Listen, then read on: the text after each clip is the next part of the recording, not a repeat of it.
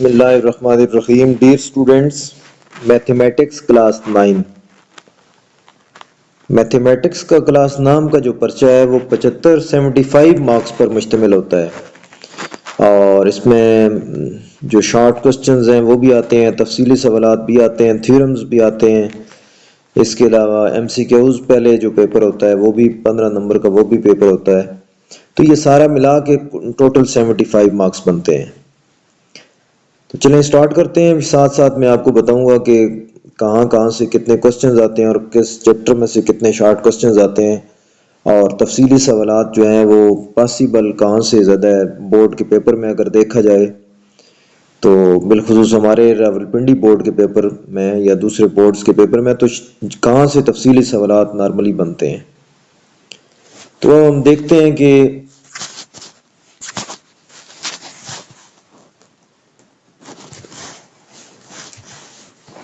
जो इसका पहला चैप्टर है ये मैट्रिक्स के रिलेटेड है। तो यहां से एक शॉर्ट क्वेश्चन बनता है कि डिफाइन मैट्रिक्स। ये भी बन सकता है कि मैट्रिक्स किसे कहते हैं। तो ये स्टार्ट में इसकी डेफिनेशन है कि रेक्टेंगुलर एरे और a formation of collection of real numbers से 0 1 2 3 एंड 7 सच एज। अब इस शक्ल में अगर इस तरह लिखेंगे and then enclosed by braces, अगर इस तरह कोई डिजिट्स लिखे हुए हैं 1 3 4 7 2 0 और उनको ब्रेसेस के अंदर ब्रैकेट्स के अंदर बंद किया गया है तो ये एक मैट्रिक्स होगा। ये इसकी डेफिनेशन है।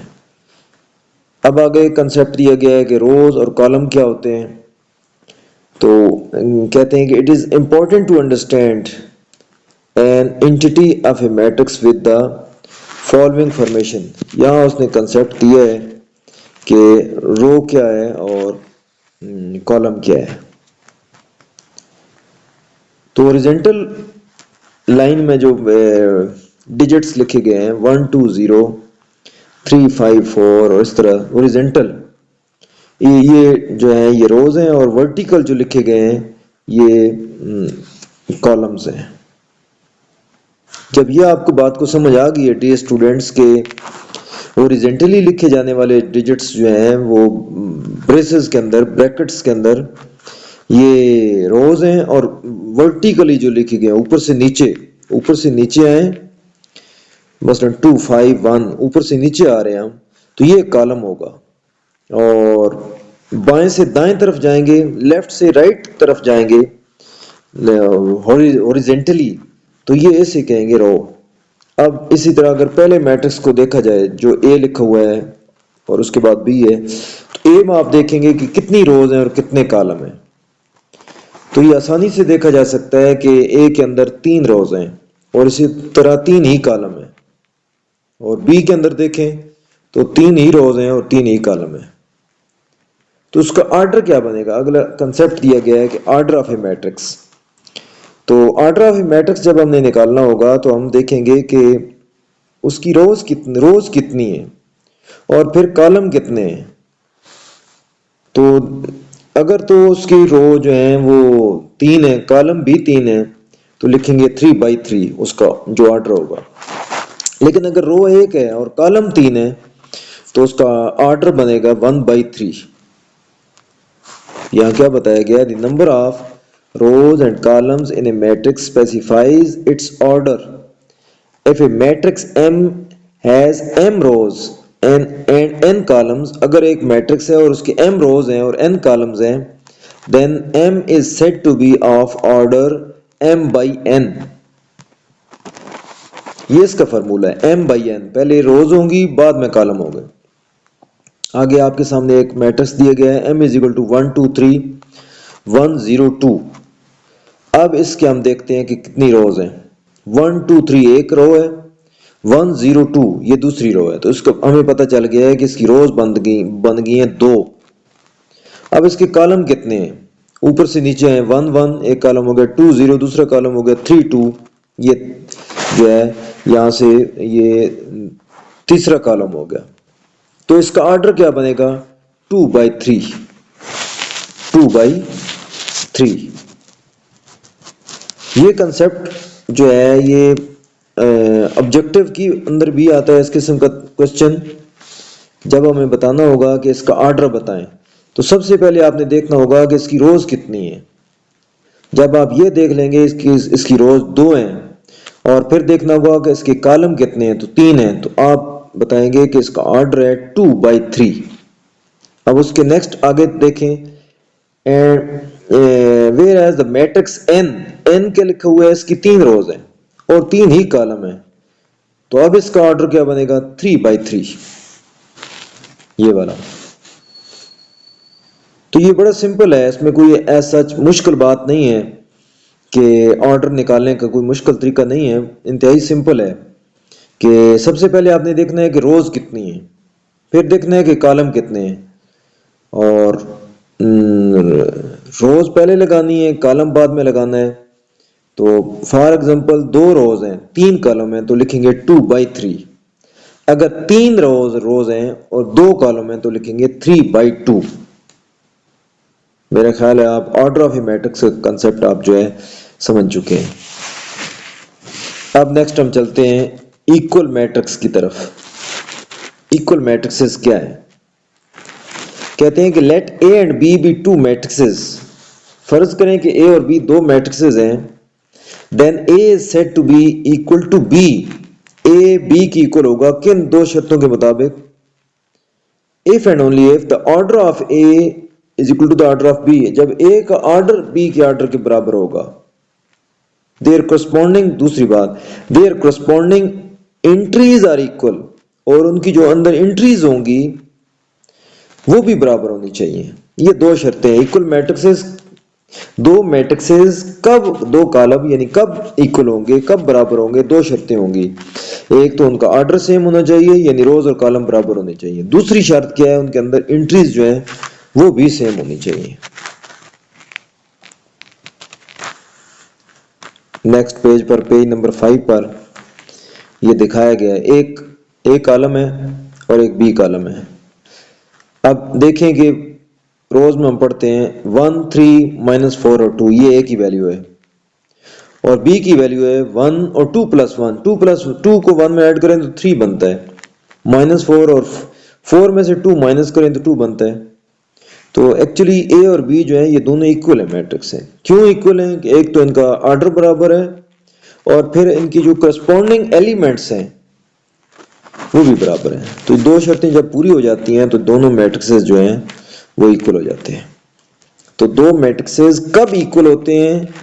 जब उनके अंदर 2 शर्तें पाई जाएं। नंबर 1 उनका ऑर्डर बराबर हो, सेकेंडली उनके जो करस्पॉन्डिंग एलिमेंट्स हैं वो भी इक्वल होने चाहिए। फिर एक जो मैट्रिक्स है दूसरे मैट्रिक्स के बराबर होगा। दूसरी एग्जांपल दी गई है, एल की वैल्यू दी हुई है, फिर एम की वैल्यू दी हुई है। तो अब आप चेक कर सकते हैं कि एल की वैल्यू है 2 3 -1 और 2। ये मैं रोज के अंदर पढ़ रहा हूँ, 2 3 और -1 और 2। और एम की वैल्यू है 2 3 और फिर -1 और -2। तो करस्पॉन्डिंग एंगल्स बराबर नहीं है। ऑर्डर देखा जाए तो बराबर है, एल का और एम का ऑर्डर बराबर है, लेकिन करस्पॉन्डिंग जो एलिमेंट्स हैं वो बराबर नहीं है। इधर एल में +2 है और एम के अंदर -2 लिखा हुआ है, तो ये इक्वल नहीं है। इसलिए L will be not equal to M, ये होगा। यानी दोनों मैट्रिक्सेस जो हैं वो आपस में बराबर नहीं है। नेक्स्ट थर्ड वन, एक और एग्जांपल है, पी की वैल्यू दी हुई है और क्यू की वैल्यू दी है, तो ये इक्वल नहीं है। क्यों है? क्यों इक्वल नहीं है? कि दोनों का ऑर्डर बराबर नहीं है। पहला जो पी है ये 2/2 है, 2 रोज हैं 2 कॉलम है, 2/2 होगा इसका ऑर्डर। क्यू जो है इसका ऑर्डर क्या है? 2 रोज हैं 3 कॉलम है, 2/3 है। तो दोनों का चूंकि ऑर्डर ही सेम नहीं है, दोनों मैट्रिक्सेस का पी और क्यू का ऑर्डर सेम नहीं है, ऑर्डर एक जैसा नहीं है। चूंकि ऑर्डर एक जैसा नहीं है इसलिए दोनों मैट्रिक्सेस आपस में बराबर नहीं है। ये कंसेप्ट हम पहले पढ़ चुके हैं कि 2 मैट्रिक्सेस इक्वल कब होते हैं? जब उनका ऑर्डर सेम हो। दूसरी बात, उनके करस्पॉन्डिंग एलिमेंट्स भी जो है वो भी सेम होने चाहिए। अब हम एक्सरसाइज की तरफ मूव करते हैं। एक्सरसाइज 1.1। अब अपनी बुक की एक्सरसाइज 1.1 निकालें। वहां से देखेंगे पहला क्वेश्चन है find the order of the following matrixes, उसने पूछा है कि इनके ऑर्डर बताएं। तो ये बड़ी सिंपल बात है, मैं आपको बता चुका हूं कि ऑर्डर कैसे निकालते हैं। ऑर्डर निकालने के लिए आप लिखेंगे order of A is equal to, अब देखेंगे इसमें रोज कितनी है, तो दो रोज हैं, दो कतारें हैं। कॉलम कितने हैं, दो कॉलम है। ऊपर से नीचे पढ़े 2 -5 ये एक कॉलम हो गया, 3 6 ये दूसरा कॉलम हो गया। रोज के अंदर जब पढ़ेंगे तो हॉरिजॉन्टली देखेंगे, 2 3 पहली रोज होगी और -5 और 6 ये दूसरी रो होगी। तो इसका ऑर्डर क्या होगा, एक ऑर्डर क्या होगा, order of A is equal to, दो रोज हैं दो कॉलम है तो बनेगा इसका ऑर्डर होगा 2/2। अब बी का देख लेते हैं, इसकी भी दो रोज हैं दो कॉलम है, order of B is equal to 2/2। Order of C is equal to, इसमें रो एक है कॉलम दो है, होगा 1/2। डी, डी के अंदर तीन रोज हैं लेकिन कॉलम एक है तो होगा 1/3, इसका ऑर्डर होगा। ऑर्डर ऑफ ई, तीन रोज हैं दो कॉलम है, 3/2। एफ, एक ही रो है एक ही कॉलम है तो इसका order of F is equal to 1/1। Order of G, तीन रोज हैं तीन कॉलम है, 3/3। एच, दो रोज हैं तीन कॉलम है तो लिखेंगे इसका order of H is equal to 2/3। तो बड़ी सिंपल बात है, जब किसी मैट्रिक्स का ऑर्डर निकालना है तो पहले उसकी रोज देखेंगे और फिर कॉलम देखेंगे, फिर रोज को कॉलम्स के साथ मल्टीप्लाई की सूरत में ऐसे लिखेंगे। फॉर एग्जांपल एक मैट्रिक्स है, उसकी दो रोज हैं तीन कॉलम है तो उसका ऑर्डर बनेगा 2/3। मूव करते हैं क्वेश्चन नंबर 2 की जानिब। Which of the following matrices are equal, जब भी दो मैट्रिक्सेस को हमने इक्वल देखना है, दो मैट्रिक्सेस को इक्वल देखना है तो उसके लिए दो शर्तें होनी चाहिए। एक तो एक पहले मैट्रिक्स का दूसरे मैट्रिक्स के साथ ऑर्डर बराबर होना चाहिए, फिर करस्पॉन्डिंग एलिमेंट्स भी बराबर होने चाहिए।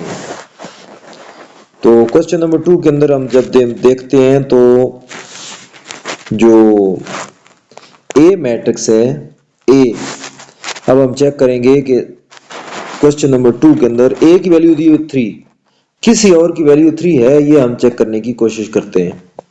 तो हम देख गए हैं सी पर, तो हमने चेक किया है कि सी की वैल्यू जो है 5 - 2 लिखी हुई है, 5 में से 2 माइनस जब करेंगे तो 3 ही बचेगा। तो इसका मतलब है ए और सी जो है आपस में ये बराबर है, ए और ये सी ये आपस में बराबर है। तो लिखेंगे कि A and C are equal matrices. अब बी को चेक करें, बी की वैल्यू है 3 और 5 रोज के अंदर मैंने पढ़ा है। तो अब इसको आप चेक करें कि कितने कहीं और 3 और 5 लिखा हुआ है। जी हाँ, आई के सामने जो वैल्यू लिखी हुई है 3 और 3 + 2, 3 को 2 में ऐड करेंगे तो 5 ही बनेगा। तो बी और एच, बी और एच ये इक्वल मैट्रिक्सेस है। इक्वल मैट्रिक्स होने के लिए दो शर्तें हैं, ऑर्डर बराबर होना चाहिए, फिर करस्पॉन्डिंग एलिमेंट्स बराबर होने चाहिए।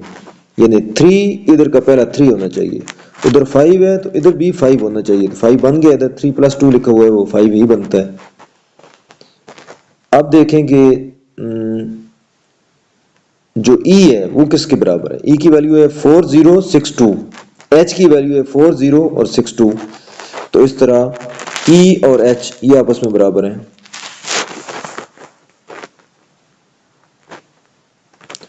अब इसके अलावा जो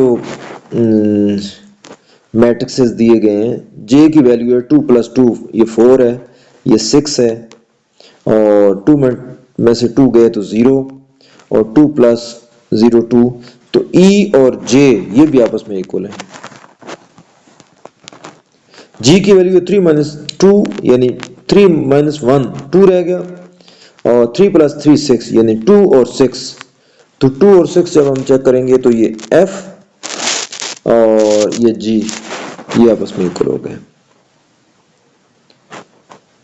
तो क्वेश्चन नंबर 2 तक आज हमने किया है एक्सरसाइज 1.1 मैथ्स मैथमेटिक्स क्लास नाम, उसकी एक्सरसाइज 1.1, उसके पहले दो सवालात और दो तीन डेफिनेशंस भी हमने किए हैं कि मैट्रिक्स क्या होता है, फिर रोज और कॉलम का कंसेप्ट हमने लिया है, फिर उसके बाद ऑर्डर ऑफ ए मैट्रिक्स कैसे निकालते हैं, फिर इक्वल मैट्रिक्सेस क्या होते हैं, और उसके बाद एक्सरसाइज 1.1 के अंदर पहले दो क्वेश्चंस हमने हल किए हैं। पहले क्वेश्चन में हमने कोशिश की है कि उस किसी मैट्रिक्स का ऑर्डर कैसे निकालते हैं। सेकंड क्वेश्चन में हमने देखा है कि कौन से दो मैट्रिक्सेस जो हैं वो आपस में बराबर हैं। तो बड़ी आसानी से हमने ये हल कर लिया है कि कौन से दो मैट्रिक्सेस जो हैं वो आपस में बराबर हैं। उम्मीद है कि ये आज का लेक्चर मैथ्स का आपको अच्छी तरह समझ आ गया है।